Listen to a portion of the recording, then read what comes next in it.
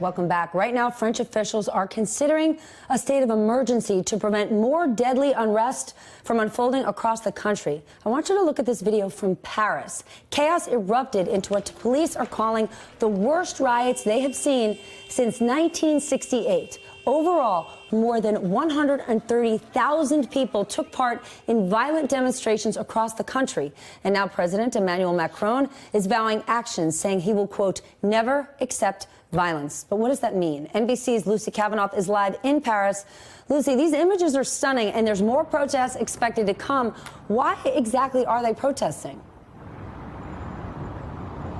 Hey there, Stephanie. Well, they call themselves the Gilets jaunes after these fluorescent yellow vests that every French driver has to keep in her car in case of an emergency. This began online as a rebellion against a planned fuel tax hike, which the French government put in place in order to help curb global warming. But it's morphed into this leaderless protest fueled by anger over the rising cost of living, spiraling taxes, crumbling public services, and a French president that demonstrators say is out of touch with the working class. And these are largely working class people. Many are from regions outside of Paris. They live on $1,000 to $2,000 a month. They rely on cars for work. For them, a tax hike means not being able to put food on the table. So this was really an anti-elitist protest by folks who feel left out by the changing economy, by globalization, which might sound familiar to some viewers at home. And it's now entering its fourth week. We saw those pitched battles in the streets, the wealthiest neighborhoods here in France,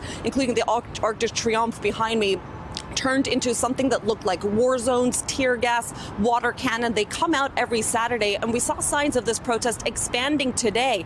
Ambulance drivers now joining the fray, students walking out of classrooms, gas stations in regions running out of fuel because of blockades by these protesters. Now, the French president came back. He's trying to get his government to negotiate with the demonstrators, but that is very difficult, Stephanie, because, as I said, it's a leaderless movement. They're bickering amongst themselves, and that means Paris and actually all of France is bracing for more protests and more violence, very likely, this coming Saturday. Leaderless but impactful. And when Macron says he will never accept violence, what does that mean? He won't accept it, but he's got it. Look around. Smashed windows, graffiti everywhere, 4 people dead. This is not a movement that's dying down. Hey, MSNBC fans, thanks for checking out our YouTube channel. Subscribe by clicking on that button down there and click on any of the videos here to watch the latest interviews and highlights. You can get more MSNBC for free every day with our newsletters. Just visit msnbc.com/newsletters to sign up now.